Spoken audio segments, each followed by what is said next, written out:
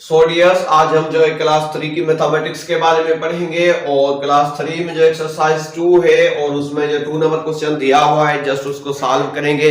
बहुत ही इजी है। यहाँ पर आप देख सकते हैं एन सर्किल। जी हाँ, ऐसा एन सर्किल बनाना है आपने। The odd numbers from the following, यहाँ पर जितने भी ये नंबर्स दिए हुए हैं इनमें से जस्ट आपने उसको जो है ये सर्किल करना है जो कि आड होंगे। तो हमने इवन नंबर्स के बारे में पढ़ा था कि हम जो है उसे कैसे आइडेंटिफाई कर सकते हैं कि ये जो नंबर है वो इवन है। तो आज हम जस्ट पढ़ेंगे कि आड नंबर को कैसे हमने पहचानना है। तो आपने याद रख लेना है कि आड नंबर्स में अगर यूनिट प्लेस में आ जाते हैं, जी आपने याद रखना है यूनिट प्लेस में अगर 1 दिया होगा, 3 देन 5 देन 7 देन 9, तो जस्ट हमने बोल देना है कि वो नंबर जो है आड नंबर है। तो जस्ट यहाँ पर आ जाते हैं। तो यहाँ पर 0 दिया हुआ है तो यहाँ पर हमने बोला 1 3 5 7 9। तो इन डिजिट्स में से कोई भी यूनिट प्लेस में कोई डिजिट नहीं है।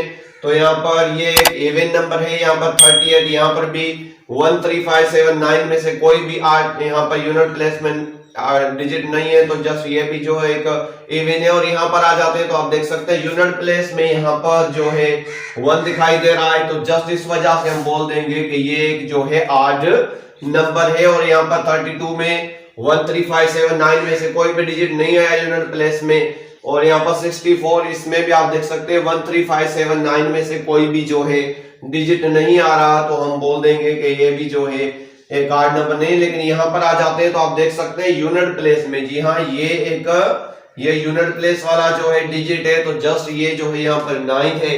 तो ये जो है एक यहाँ पर आड नंबर बन जाएगा। और यहाँ पर 70 नहीं और 1 11 की यहाँ पर यूनिट प्लेस में आ जाते हैं तो आप देख सकते हैं यहाँ पर 1 है। तो ये भी एक आड नंबर है। और 95 में अगर आ जाते हैं डियर्स तो 95 में भी यहाँ पर यूनिट प्लेस में जो है 5 हमें दिखाई दे रहा है। यूनिट प्लेस में 5 है तो जस्ट इसलिए बोल देंगे ये भी जो एक आड नंबर है। तो यहाँ पर 71 देन 69 देन 11 देन 95, ये जो नंबर्स हैं जस्ट ये जो है हम इन्हें बोल देंगे कि ये जो है आड नंबर्स है।